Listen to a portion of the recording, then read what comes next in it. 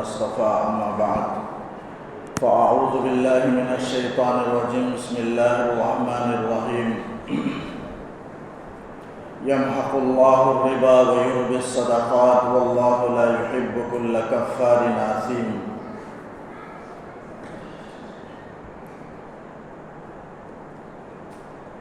سورہ بقرہ کی آیت نمبر 276 ہے.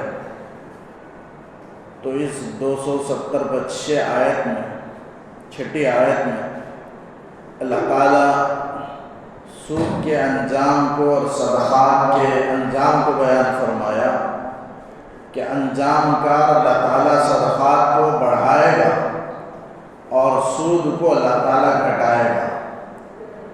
پچھلی آیتوں میں سود خوروں کے انجام کو اللہ تعالیٰ نے بیان کیا کہ قبر میں اٹھیں گے تو قبر میں اٹھنے کی ان کی کیا کیفیت ہوگی. پچھلی آیت میں اللہ نے بیان کیا کہ جسے شیطان لپٹ کر خبتی بنا دیا ہو، مخبوط الحواس بنا دیا ہو، تو بے ڈھنگا طریقے سے چلنا جسے کہا جاتا ہے، اس طریقے سے سود خور قبر سے اٹھیں گے قیامت کے دن. اس انجام کو اللہ تعالیٰ نے بنایا. پھر آیت میں اللہ تعالیٰ نے بتایا کہ وَأَحَلَّ اللَّهُ الْبَيْعَ وَحَرَّمَ الرِّبَا. بیع حلال ہے، اللہ نے اسے حلال کیا ہے اور سود حرام کیا ہے. یہ جلالی آیتوں میں ہے. اللہ تعالیٰ نے کہا کہ اللہ نے جسے حلال کیا وہ حلال ہے، تمہیں حرام کرنے کا کوئی حق نہیں ہے، اور جسے اللہ نے حرام کیا وہ حرام ہی ہے، اسے کوئی حلال نہیں کر سکتا. حلال کرنے والی ذات اللہ کی ہے، حرام کرنے والی ذات اللہ کی ہے. اللہ جسے حلال کر دے وہ حلال ہے، جسے حرام کر دے وہ حرام ہے، اور اس کے مطابق مومنوں کو ایمان لانا اور اس پر عمل کرنا ضروری ہے. یہ مومن کی شان ہے. تو پچھلی آیت میں اللہ تعالیٰ نے دو ٹوک بیان فرمایا کہ یہی فیصلہ اللہ کا ہے.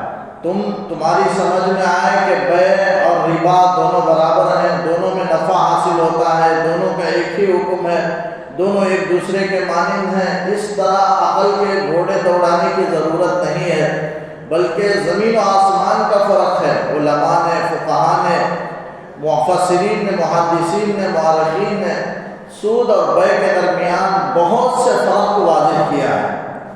لیکن ہمارے آسانی کے، ہماری سمجھ کے لیے ہم دیکھ سکتے ہیں کہ بیع کے اندر انسان اپنا جان لگاتا ہے، اپنا مال لگاتا ہے، اپنی جان، اپنا وقت لگاتا ہے، اپنی محنت صرف کرتا ہے، ان سب کے بعد نفع کو حاصل کرتا ہے. یہ بیع ہے اور یہ جائز ہے. لیکن سود میں آدمی کی کوئی محنت نہیں لگتی، کوئی جان، کوئی وقت نہیں لگتا، بغیر کسی معاوضے کے، بغیر کسی محنت کے دوسرے سے مال کو لیتا ہے، وصول کرتا ہے. تو یہی فرق ہے. تو بغیر محنت کے لیتا ہے، اس لیے سود ہے. اور نفع محنت کے ساتھ جان مال لگا کر، وقت لگا کر انسان حاصل کرتا ہے تو وہ بیع ہے. اور بیع کو اللہ نے حلال، زمین و آسمان کا. اور کئی فرق علماء نے بیان کیا، اس تھوڑے سے وقت میں ان فرقوں کو بیان نہیں کیا جا سکتا، اس لیے کہ اس کا حکم تو واضح ہے. ایسا نہیں ہے کہ حکمتوں کو بیان کرے تبھی مانے، حکمت کو بیان نہ کرے تب نہ مانے، ایسا نہیں ہے، بلکہ ماننا ہی ہے سود کے حرام ہونے کو اور بیع کے حلال ہونے کو. لیکن فقہاء نے بیان کیا ہے ان کے دو کے درمیان کتنا فرق ہے، بہت سے فرق کو واضح کیا ہے. تو اگر دیکھا جائے کہ انتہا گہری نظر سے تو بیع اور سود دونوں ایک نہیں، بظاہر نفع میں معلوم ہوتے ہیں، ورنہ دونوں کے درمیان زمین و آسمان کا فرق ہے. فرمایا یمحق اللہ الربا ویربی الصدقات. اللہ تعالیٰ سود کو مٹا کر کے رہے گا. سود انجام کا وہ گھٹ کر رہے گی. سود کا انجام کیا ہے؟ مال میں قلت ہے، مال کی بربادی ہے، مال کی ہلاکت ہے، مال کی تباہی ہے. سود خوروں کے لیے تباہی ہے. اور سودی جن چیزوں کو سود سے بنایا گیا، لیا گیا، تعمیر کیا گیا، وہ سب مٹ کر کے رہیں گے. اللہ کا وعدہ ہے. اللہ تعالیٰ نے کہا یمحق اللہ الربا، اللہ تعالیٰ سود کو مٹا کر کے رہے گا. سود میں کی وجہ سے مال میں کمی آئے گی، سود کی وجہ سے مال میں بے برکتی آئے گی، سود کی وجہ سے آمدنی کے ذرائع ختم ہو جائیں گے، انجام کا ہلاکت ہے، سود کا انجام تباہی ہے، سود کا انجام خلت ہے۔ وَيُرْبِي الصَّدَقَاتِ، اللہ صدقات کو بڑھائیں گے، اللہ کا وعدہ ہے اور اللہ تعالیٰ بڑھا کر رہیں گے۔ جیسے معمولی چھوٹی چیز پہ اگر اللہ کی رضا کے لیے آدمی خرچ کرتا ہے، اللہ تعالیٰ اسے اپنے ہاتھ میں لے کر کے بڑھاتے ہیں۔ کل قیامت میں ایک کھجور کی گٹلی کے برابر بھی اگر کوئی خرچ کرے، اسے احد پہاڑ کے برابر اللہ تعالیٰ اسے بڑھا کر کے اس کا ثواب عطا فرمائیں گے۔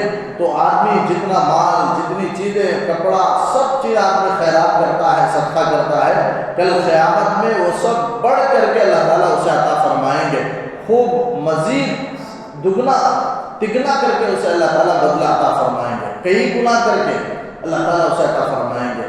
تو صدقات کو اللہ بڑھائیں گے، زیادہ کریں گے، برکت دیں گے، آمدنی کے ذرائع پیدا فرمائیں گے۔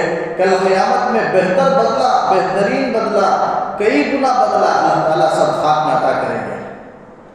تو اللہ تعالیٰ یہاں فرق بتانا چاہتا ہے کہ سود اور صدقہ میں فرق کیا ہے؟ دونوں آپس میں ایک دوسرے کے ضد ہیں۔ صدقہ اپنا مال دوسروں کو بغیر کسی بدلے کے دیا جاتا ہے، بغیر کسی معاوضے کے اپنا مال دوسروں کو دیا جاتا ہے، یہ صدقہ ہے۔ اس میں ہمدردی ہے، اس میں تعاون ہے، اس میں دوسروں کا سہارا بننا ہے۔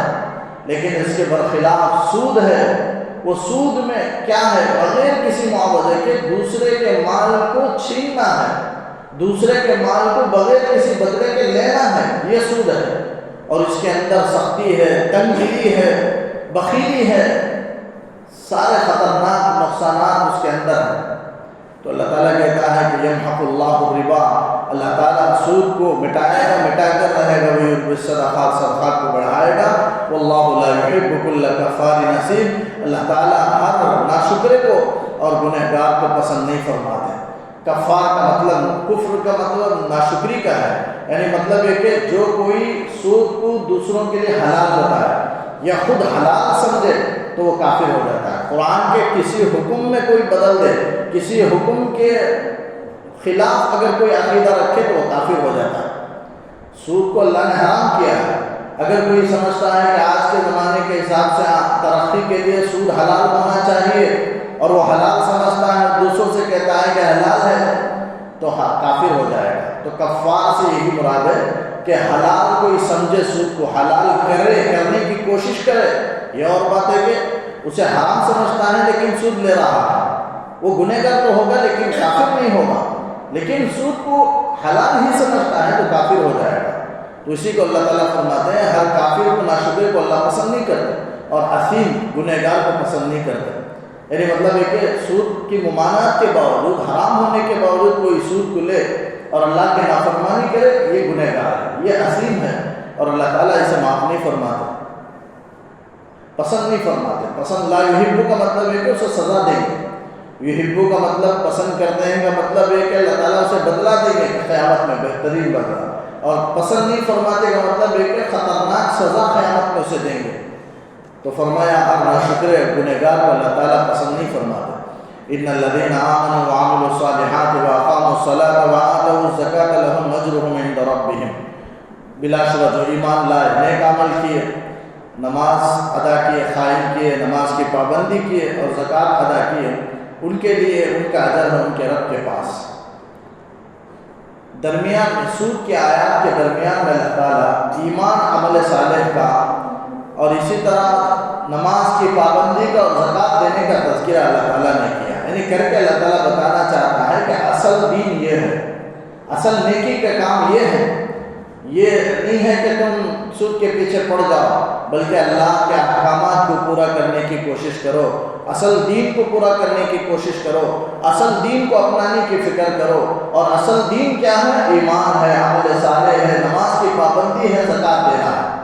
اللہ تعالیٰ درمیان میں آیت اگر بتانا چاہتے ہیں کہ اصل دین کو اپناؤ، تو اصل دین یہ چیزیں ہیں کہ جو ایمان لائے، نیک عمل کرے، نماز کی پابندی کرے، وآتوا الزکاۃ، زکوٰۃ ادا کرے۔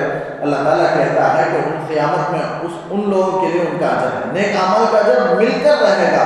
اللہ تعالیٰ کا وعدہ ہے لہم اجرہم عند ربہم، اور ولا خوف علیہم ولا هم يحزنون، ان پر کوئی خوف بھی نہیں ہوگا، غمگین بھی نہیں ہوگے۔ خوف کہتے ہیں، دو حزن ایک ہے، خوف ایک ہے، دونوں یہاں آیا ہے۔ خوف بھی نہیں ہوں گے، کوئی ڈر نہیں ہوگا۔ خوف آئندہ کا ہوتا ہے، آئندہ کیا ہوگا میرے ساتھ. یعنی وہ قیامت کے میدان میں بھی کوئی ان کے لیے خوف نہیں ہوگا، اور دنیا میں بھی اللہ تعالیٰ اسے خوف سے بچا لیں گے. یعنی آئندہ کا ڈر نہیں ہوگا، کوئی ڈر، سکون اطمینان کے ساتھ رہے گا. اور حزن کہتے ہیں پیچھے ماضی جو گزرا ہوا، یعنی آدمی کا جو دنیا چھوٹ چکی ہے اگر آخرت میں پہنچ جائے تو دنیا کے چھوٹنے پر کوئی غم نہیں ہوگا. تو حزن کا تعلق ماضی سے ہوتا ہے، پچھلی جو چیزیں چھوٹ گئی ہیں ان کے چھوٹنے پر، دنیا کے چھوٹنے پر، دنیا کے مال و دولت کے چھوٹنے پر، ساز و اسباب کے چھوٹنے پر، بینک بیلنس کے چھوٹنے پر کوئی ان کو فکر نہیں ہوگی. ولا خوف علیہم ولا هم يحزنون، ان کے لیے کوئی خوف بھی نہیں ہوگا اور وہ غمگین بھی نہیں ہوں گے. یا ایھا الذین آمنوا اتقوا اللہ وذروا ما بقی من الربا ان کنتم مؤمنین. اے ایمان والو تم اللہ سے ڈرو اور چھوڑ دو سود کا ما بقیہ حصہ اگر تم سچے مومن ہو. یہ آیت اس موقع پر نازل ہوئی جب صحابہ کرام میں سے بعض اپنا پرانا سود مانگنے لگے جا کر. معلوم نہیں تھا. اللہ تعالیٰ نے کہا اب تک جو ہو چکا پیچھے ہو چکا ہے، جو لے لیے وہ معاف ہے، آئندہ ہرگز سود نہ لو. یہ صحابہ سے حکم آیت نازل کر کے اللہ. پھر صحابہ کرام کا پچھلا سود باقی تھا، کچھ لوگوں کو دینا تھا. تو صحابہ کرام یہ سمجھ کر کہ اس سے پہلے کا سود ہے وہ تو ہمارے لیے اللہ نے حلال کیا ہے، اب تک کا لے لو، یہ اللہ کا حکم ہے، فلہ ما سلف. تو اس لیے یہ سمجھ کر جا کر مانگنے لگے. تو پھر اللہ نے آیت نازل فرمائی اب تک کا مطلب یہ کہ اس سے پہلے اگر کسی کو سود کا قرضہ بھی باقی ہو وہ بھی اس حکم کے آنے کے بعد نہ لے. اب تک جتنا لے لیا اب آئندہ لینے کا نہیں، پچھلا باقی بھی ہو وہ بھی لینے کا نہیں. تو اس کو سمجھانے کے لیے اللہ نے آیت نازل فرمائی کہ سود کا جو مابقیہ حصہ ہے، جو لوگ تم کو عطا کرنا ہے اس کو بھی مت لو، چھوڑ دو اگر تم سچے مومن ہو. تو اس سے معلوم ہوا اگر کوئی لا علمی میں، جہالت میں، نادانی میں اگر کسی ضرورت مجبوری سے سود لے چکا ہے تو معلوم ہونے کے بعد اللہ کا خوف کرے اور آئندہ توبہ کرے، بچنے کی کوشش کرے، اللہ تعالیٰ اسے بچائیں گے، مشکلات سے نکلنے کے لیے راستہ پیدا فرمائیں گے. اگر سچے دل سے وہ ارادہ رکھے کہ میں بچنا چاہتا ہوں اور سود سے بچنے کی کوشش کرے اور جتنے اسباب ہیں، جتنی کوششیں ہیں کرے، اللہ تعالیٰ اس سے نکلنے کا راستہ پیدا فرما دیں گے. ورنہ سود کا انجام اتنا خطرناک ہے، ہم میں سے ہر ایک جانتے ہیں. سود کبھی انسان اپنی ذاتی ضرورت کے لیے لیتا ہے، کبھی اپنے تجارت کے لیے، زراعت کے لیے، صنعت کے لیے، حرفت کے لیے آدمی لیتا ہے. لیکن دونوں کا انجام بہت برا ہے. اپنی ذاتی ضرورت کے لیے جیسے ہم گھروں میں دیکھتے ہیں کہ کبھی مرد حضرات، کبھی عورتیں ذاتی ضرورت کے لیے لے لیتے ہیں، پھر اس کے بعد ان کا تھوڑی رقم ہوتی ہے، اصل رقم، لیکن سود اتنا کئی گنا بڑھ کر ادا کرنے کے بعد بھی ان کی اصلی رقم باقی رہتی ہے. وہ سود کا رقم چڑھتے اصلی رقم ادا نہیں ہوتا، ویسے ہی باقی رہتا ہے، جبکہ اصل رقم سے کئی گنا بڑھ کر سود دے دیے. بعض لوگوں کے لیے سود ادا کرنا مشکل ہو گیا، بعض لوگوں کے لیے سود ادا کرنا ناممکن ہو گیا. تو بہرحال بہت سارے جس کی وجہ سے ادا کرنے کے لیے دوسرا قرض لیے، پھر تیسرا قرض لیے، ایسے ہی بہت بڑا ڈھیر بن جاتا ہے. تھوڑا مال یہ بہت بڑا ڈھیر کے قرض کی شکل میں، تھوڑا قرض لیا، تھوڑے مال کو لیا، لیکن بہت بڑے ڈھیر کی شکل میں وہ قرض میں جمع ہو جاتا ہے. تو اس لیے حتی الامکان اللہ تعالیٰ نے منع کیا کہ ڈرو مابقیہ سود کا جو حصہ ہے وہ چھوڑ دو. اگر تم مومن کامل ہو، اگر تم سچے ایمان ہو. اس لیے کہ مومن کی شان ہے اللہ کے حکم کو پورا کرنا، اللہ کے حکم کو بجا لانا، یہ مومن کی شان ہے. اور اللہ کا حکم یہ ہے کہ بنا ہے. اللہ تعالیٰ کا اتنا اچھا نظام الہی ہے، بابرکت نظام الہی ہے، اگر مسلمان اسے نہ اپنائے تو خود ان کا نقصان ہے. اس میں اللہ تعالیٰ کا کیا، اللہ پر کیا الزام ہے، اور اسلام پر بھی کوئی الزام نہیں، بلکہ خود انسان اس بابرکت نظام کو جو اللہ نے بنائی ہے چھوڑ رہا ہے، اپنے اوپر نقصان اٹھا رہا ہے، اپنے اوپر ظلم کر رہا ہے. روایتوں میں آتا ہے سود کے بہت خطرناک انجام ہیں. آپ صلی اللہ علیہ وسلم آئندہ مہینہ رجب کا مہینہ ہے، اور رجب کے 27 کو معراج نصیب ہوئے آپ صلی اللہ علیہ وسلم کو، اللہ تعالیٰ نے عرش پر بلایا. روایتوں میں آتا ہے ایک جگہ آپ صلی اللہ علیہ وسلم معراج کے موقع پر دیکھا کہ ایک شخص خون میں غوطہ لگا رہا ہے، تیر رہا ہے.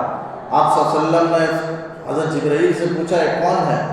تو تو حضرت جبرائیل نے کہا یہ سود خور ہے، یہ غریبوں کا خون چوس چوس کر ان کی محنت سے گاڑی کمائی ہوئی محنت کا پیسہ ان سے چھین لیا کرتا تھا، سخت دلی کے ساتھ، تنگ دلی کے ساتھ، جس کی وجہ سے مثالی شکل کے طور پر دکھایا گیا کہ وہ خون میں، چونکہ غریبوں کا خون چوستا تھا تو لہذا وہ دوسروں وہ خون میں تیر رہا۔ تو حضرت جبرائیل نے فرمایا یہ سود خور ہے جس کا یہ انجام ہے۔ اور ایک آدمی کو بعد دیکھا کہ گھر بڑے بڑے ہیں، پیٹ اس کے گھر کی طرح بڑے بڑے ہیں، اور اس میں سانپ بچھو دکھائی دے رہے ہیں۔ آپ نے پوچھا یہ کون ہے؟ تو فرمایا سود خور ہے، سود کھانے والے کہ جن کا اتنا بڑا پیٹ ہے، اللہ تعالیٰ نے آج ان کی یہ سزا دی ہے۔ حدیث میں آتا آپ صلی اللہ علیہ وسلم نے فرمایا، ایک روایت میں ہے 1 درہم سود کا کھانا 36 مرتبہ ماں سے زنا کرنے سے بڑھ کر ہے۔ بعض روایتوں میں آتا ہے 70 مرتبہ زنا کرنے سے بڑھ کر ہے سود کا 1 درہم کھانا۔ 1 روپیہ کھانا 36 مرتبہ زنا کرنے سے بڑھ کر ہے، 1 درہم کھانا 70 مرتبہ اپنی ماں سے زنا کرنے سے بڑھ کر ہے۔ تو بڑے سخت وعید ہیں۔ اللہ تعالیٰ نے سود سے منع فرمایا، بڑی تاکید ہے، فرمایا یا وَذَرُوا مَا بَقِيَ مِنَ الرِّبَا إِن كُنتُم مُّؤْمِنِينَ فَإِن لَّمْ تَفْعَلُوا فَأْذَنُوا بِحَرْبٍ مِّنَ اللَّهِ وَرَسُولِهِ، اگر تم ایسا نہ کرو تو پھر اللہ اور اس کے رسول سے جنگ کا اعلان کرو۔ یہ اللہ کا سخت حکم ہے۔ ایک روایت میں ہے سود کھانے والے، سود کھلانے والے 4 شخصوں پر اللہ کے رسول صلی اللہ علیہ وسلم نے لعنت فرمائی۔ سود لینے والے، سود دینے والے 2، اور سودی گواہی دینے والے پر، اور سودی معاملے کو لکھنے والے پر، یہ 4 شخص پر۔ اسی لیے بینک کی ملازمت کو علماء حرام قرار دیتے ہیں، اس لیے کہ بینک کے اندر پیسہ اکثر بلکہ کچھ سود کا ہوتا ہے، جس کی وجہ سے شبہ سے بچنے کے لیے پورے مال کو حرام قرار دیا جاتا ہے۔ بچنے کا حکم ہے ملازمت کرنے سے، لیکن اگر کوئی یہ 4 کے علاوہ دوسری ملازمت کرے بینک میں، مثلا چوکیداری ہے، کوئی واچ مین ہے، وہ کام کرتا ہے، تو اس کا تنخواہ لینا جائز ہے۔ لیکن یہ 4 معاملے میں اگر وہاں کام ملتا ہے، سود کے معاملات میں لکھنا پڑتا ہے، یا سود کے معاملے میں گواہ بننا پڑتا ہے، سودی حسابات لکھنا پڑتا ہے، اس میں اگر ہے یہ کام ہے تو وہ حرام ہے۔ اس کا تنخواہ لینا، وہاں ملازمت کرنا، یہ حرام ہے۔ تو اللہ تعالیٰ نے کہا فَإِن لَّمْ تَفْعَلُوا فَأْذَنُوا بِحَرْبٍ مِّنَ اللَّهِ، تو اللہ نے یہاں اعلان جنگ کیا۔ اگر تم نہیں بچتے ہو، سود لینا چاہتے ہو، تو اللہ اور اس کے رسول سے جنگ کے لیے تیار ہوگا۔ حدیث میں آتا ہے حضرت عبداللہ بن عباس رضی اللہ عنہ فرماتے ہیں کہ قیامت میدان محشر میں سود خور کو اللہ تعالیٰ اس کے ہاتھ میں ہتھیار دے دیں گے اور کہیں گے کہ اللہ سے لڑنے کے لیے تیار ہو جائے۔ میدان محشر میں جب اللہ تعالیٰ خود جاہ جلال میں ہوں گے، غضب میں ہوں گے، ویسے موقع پر اسے ہتھیار دے کر کہا جائے گا کہ اللہ سے جنگ کر۔ تو اللہ تعالیٰ نے یہ آیت نازل کی کہ جنگ کے لیے تیار ہوگا، اعلان کرو جنگ کا۔ تو صحابہ کہنے لگے اللہ کے رسول صلی اللہ علیہ وسلم، ہمارے پاس اللہ سے جنگ کرنے کی طاقت نہیں ہے، لا یدی لنا بحربہ۔ تو صحابہ نے اقرار کیا اور کہا کہ ہمارے اندر جنگ کی طاقت نہیں ہے، ہم سود سے بچتے ہیں۔ انہوں نے اقرار کیا، دل سے وعدہ کیا کہ ہم سود نہیں لیں گے۔ اللہ سے جنگ نہ کرنا، سود نہ لینے کا اعلان کرنا ہے۔ وہی تم اللہ تعالیٰ کہتا ہے کہ اگر تم توبہ کر لو، یعنی اگر کوئی لے لیا ہے، رجوع کر لے، توبہ کر لے، اللہ اس کی توبہ کو قبول کر لیں گے۔ اس سے پہلے آیا ہے جو اگر کوئی توبہ کر لیتا ہے سود سے، تو آپ دوسرے انسان کو یہ حق نہیں پہنچتا کہ اس شخص کے بارے میں کوئی زبان درازی کرے۔ اللہ اس کے درمیان کا معاملہ ہے۔ اگر اس نے توبہ کر لی ہے تو کوئی دوسرا شخص اس پر لعن طعن نہیں کر سکتا، اس کی برائی بیان نہیں کر سکتا۔ تو فرمایا وَإِن تُبْتُمْ، اگر تم رجوع کر لو، توبہ کر لو، تو فَلَكُمْ رُءُوسُ أَمْوَالِكُمْ، تمہارے لیے رأس المال ہے۔ رؤوس اصل رأس کی جمع ہے، رأس سر کو کہتے ہیں، یعنی تمہارا اصل مال جو تم دے کر ہیں وہ اصل مال لے سکتے ہو، اس کی اللہ نے اجازت دی ہے۔ تمہارا راس المال، پونجی، کیپٹل تم لے سکتے ہو، تمہارا اصل مال لے سکتے ہو، یہ تمہیں اجازت ہے۔ راس اصل روس اصل کے معنی میں ہے، لیکن اس کا معنی اصل میں سر کے ہے۔ جیسے جسم کے اندر سر اثر ہوتا ہے، باقی اعضاء اگر نہ بھی ہو، ہاتھ نہ ہو تو بھی انسان زندہ رہ سکتا ہے، پیر نہ ہو تو بھی انسان زندہ رہ سکتا ہے، جسم کے دوسرے اعضاء نہ ہو تو رہ سکتا ہے، لیکن سر نہ ہو تو انسان نہیں رہ سکتا۔ انسان کی موت واقع ہو جاتی ہے تو سر اصل میں انسان کے جسم میں، ایسے ہی یہاں اللہ تعالیٰ نے فرمایا کہ فَلَكُمْ رُؤُوسُ أَمْوَالِكُمْ، تمہارے مال میں جو اصل ہے وہ لے سکتے ہو، اصل مال کو واپس لے سکتے ہو بغیر کسی سود کے، کیونکہ تم پر ظلم نہیں کیا جائے گا، تمہارا اصل مال ہے۔ لا تظلمون، تم دوسروں سے سود مانگ کر کے دوسروں پر ظلم نہ کرو، ولا تظلمون، اور تم پر بھی ظلم نہیں کیا جائے گا راس المال میں کمی کر کے۔ اللہ تعالیٰ کم نہیں کریں گے بلکہ تمہارا مال لینے کی اجازت ہے۔ وَإِنْ كَانَ ذُو عُسْرَةٍ فَنَظِرَةٌ إِلَىٰ مَيْسَرَةٍ، بلکہ اسلام کے اندر سود لینا تو کیا، اگر قرض دار ہے تو قرض دار کو مہلت دینے کا حکم ہے۔ اسی کو فرمایا اگر کوئی قرض دار ہے، وَإِنْ كَانَ ذُو عُسْرَةٍ، اور قرض دار تنگدست ہے تو فَنَظِرَةٌ إِلَىٰ مَيْسَرَةٍ، تو مہلت کے وقت تک، آسانی کے وقت تک، یسر اور سہولت کے وقت تک ان کو مہلت دینے کا حکم ہے۔ فَنَظِرَةٌ، مہلت دو، إِلَىٰ مَيْسَرَةٍ، سہولت کے زمانے تک، آسانی کے زمانے تک مہلت دو۔ یہ آیت نازل ہوئی اس موقع پر کہ ایک قبیلے نے بنو عمرو سے سود لیا تھا، بنو عمرو نے ان سے ایک قبیلہ نے ان سے جا کر کے مطالبہ کیا، بنو عمرو نے اپنا قرضہ، اپنا سودی قرضہ، تو وہ لوگ رسول اللہ صلی اللہ علیہ وسلم سے شکایت کی کہ وہ لوگ آ کر کے ہم سے قرض مانگ رہے ہیں، سودی قرض، اور مہلت بھی نہیں دے رہے ہیں۔ فصل کاٹنے تک انہوں نے مہلت مانگی تھی لیکن انہوں نے مہلت نہیں دیا بنو عمرو نے، تو آپ صلی اللہ علیہ وسلم کے پاس آئے تو اللہ نے آیت نازل فرمائی بلکہ سود کا مطالبہ کرنا تو کیا، بلکہ اگر قرض دار ہے تو اپنا اصلی مال لینے میں بھی ان کو مہلت دو۔ تو فرمایا وَإِنْ كَانَ ذُو عُسْرَةٍ، تنگدست ہو تو فَنَظِرَةٌ إِلَىٰ مَيْسَرَةٍ، ایک سہولت کے زمانے تک، آسانی تک ان کو مہلت دو۔ یہی حکم ہے شریعت میں۔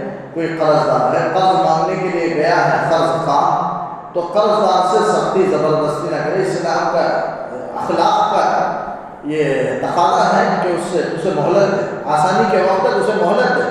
حدیث میں آتا ہے آپ صلی اللہ علیہ وسلم نے فرمایا من انظر معسرا، جو کوئی کسی تنگدست کو، فقیر کو، محتاج کو مہلت دے، اور وضع عنہ، یا اس سے کچھ مال وضع کر دے، معاف کر دے، تو اذلہ اللہ فی ظلہ یوم لا ظل الا ظلہ، اللہ تعالیٰ کل قیامت میں اللہ کے عرش کے سائے کے علاوہ کوئی سایہ نہ ہوگا، اللہ تعالیٰ اس سائے میں اسے جگہ عطا فرمائیں گے۔ یہ تنگدست کو معاف کرنے کا، مہلت دینے کا حکم ہے۔ تو قرآن اور حدیث دونوں کا اگر ملائیں گے تو تین چیزوں میں سے کسی ایک کا حکم ہے۔ ایک تو یہ کہ قرآن کہتا ہے وَأَن تَصَدَّقُوا خَيْرٌ لَكُمْ، اگر تم تنگدست پر صدقہ کر دو تو تمہارے لیے بہتر ہے، ان تم تعلمون، اگر تم جانو، وہ یہی حدیث ہے۔ صدقہ کرنے کا اگر واقعتاً کوئی تنگدست ہے اور قرض مانگنے والا خوشحال ہے، اللہ نے مال و دولت دے رکھی ہے، تو قرض دار جو تنگدست ہے اس سے اپنا قرضہ معاف کر دے، صدقے کی نیت کر لے، اللہ تعالیٰ سے ثواب عطا فرمائیں گے۔ قرآن کا یہ حکم ہے وَأَن تَصَدَّقُوا خَيْرٌ لَكُمْ، اگر تم صدقہ دے دو تو یہ تمہارے لیے بہتر ہے اگر تم جانو۔ ہاں اگر قرض جس سے وصول مانگ رہا ہے وہ قرض خواہ، اگر وہ خود مال کا محتاج ہے تو اب لیکن کچھ سہولت رکھتا ہے تو اب اس کے لیے یہ حکم ہے کہ کچھ وضع کر دے۔ مثال کے طور پر اگر کوئی 10,000 دینا ہے قرضہ اور وہ سامنے والا قرضدار بہت تنگدست ہے تو اس سے 2-3 ہزار معاف کر دے، 6-7 ہزار واپس لے لے، تو اسے بہت سہولت اور آسانی ہوگی۔ ایسے مالداروں میں میں نے بھی دیکھا ہے بعض مالداروں میں کہ انہوں نے کچھ وضع کر دیا۔ تو اس طرح اگر کوئی تنگدست کو وضع کر دے تو یہ حدیث میں یہ بھی حکم ہے اگر پورا معاف نہیں کر سکتے، صدقہ نہیں کر سکتے، تو اس میں کچھ وضع کر دو، اس سے سامنے والے کو قرضدار کو سہولت ہوگی۔ اگر یہ کام بھی نہیں کر سکتے تو کم از کم پورا مال وصول کرنا چاہتے ہیں تو مہلت دو، اسے سہولت تک، اس کے آسانی تک، اس کے پاس مال آنے تک اسے مہلت دو، اتنا تو کرنا ہے، تیسرا درجہ ہے۔ تو یہاں تک اللہ تعالیٰ نے صدقہ اور سود دونوں کے درمیان، دونوں کے احکامات کو، صدقے کی ترغیب اور فضیلت کو اللہ نے بیان کیا اور سود کی حرمت کو اللہ نے بیان کیا۔ تو کل سود کے سلسلے میں 6 آیات اللہ تعالیٰ نے بیان کر کے سود کے ممانعات کو، اس کے مذمت کو اللہ نے بیان کیا۔ اب یہ رکوع کی آخری آیت ہے وَاتَّقُوا يَوْمًا تُرْجَعُونَ فِيهِ إِلَى اللَّهِ ثُمَّ تُوَفَّى كُلُّ نَفْسٍ مَا كَسَبَتْ وَهُمْ لَا يُظْلَمُونَ۔ یہ قرآن کریم کی سب سے آخری آیت ہے، نازل ہونے کے اعتبار سے سب سے آخری آیت ہے یہ۔ حضرت ابن عباس رضی اللہ عنہ فرماتے ہیں قرآن میں سب سے آخری آیت یہی نازل ہوئی، اس کے بعد کوئی آیت نازل نہیں ہوئی۔ آپ صلی اللہ علیہ وسلم اس کے بعد چند دن آپ دنیا میں رہے، اس کے بعد آپ کی وفات 7 آیات ہوئی۔ بعض مفسرین نے لکھا ہے اس آیت کے نازل ہونے کے 31 دن کے بعد، یعنی مکمل 1 مہینے کے بعد آپ کی وفات ہوئی۔ بعض روایتوں سے معلوم ہوتا ہے اس آیت کے نازل ہونے کے 9 دن کے بعد آپ صلی اللہ علیہ وسلم کی وفات ہو گئی۔ تو یہ قرآن کریم کی سب سے آخری آیت ہے، لیکن یہ آیات کو ترتیب دینا یہ بھی اللہ کے رسول صلی اللہ علیہ وسلم کے حکم سے قرآن کے آیتوں کو ترتیب دیا گیا۔ آپ صلی اللہ علیہ وسلم جیسے بولے جس آیت کے بعد جو سی آیت رکھنا ہے، یا آپ صلی اللہ علیہ وسلم صحابہ سے کہیں اور صحابہ اس کے مطابق جوڑ کے گئے۔ تو یہ قرآن کی آیت آپ صلی اللہ علیہ وسلم نے یہاں رکھنے کا اللہ نے حکم دیا کہ اس آیت کے بعد یہ آیت رکھا جائے، تو پھر یہ آخری آیت ہے، لیکن قرآن کی آخری آیت ہے۔ پورے قرآن مجید کے سب سے نزول کے اعتبار سے یہی آخری آیت ہے، اس کے بعد کوئی آیت نازل نہیں ہوئی، وہ یہ آیت ہے۔ فرمایا وَاتَّقُوا يَوْمًا تُرْجَعُونَ فِيهِ إِلَى اللَّهِ، ڈرو تم اس دن سے جس دن میں تم اللہ کی طرف لوٹا لیے جاؤ گے، یعنی قیامت کا دن ہے۔ اللہ تعالیٰ یہ احکامات کو، ممانعت کے احکامات کو بیان کرنے کے بعد اللہ تعالیٰ آخر میں، یہ اللہ کی عادت ہے کہ ہر حکم بیان کرنے کے بعد، عظیم الشان حکم بیان کرنے کے بعد ڈرنے کا حکم دیتا ہے۔ جو معاملہ اہم ہو وہ بیان کرنے کے بعد اللہ تعالیٰ تقوی کا، ڈرنے کا حکم دیتا ہے۔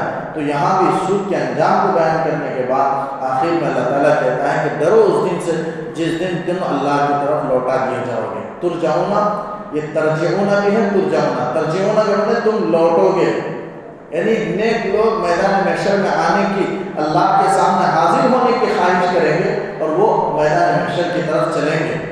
ایک ہے گنہگار لوگ کل قیامت میں خبروں سے اٹھ کر میدان محشر کی طرف چلنا پسند نہیں کریں گے، لیکن فرشتے ان کو میدان محشر کی طرف ہانکیں گے، بھگائیں گے۔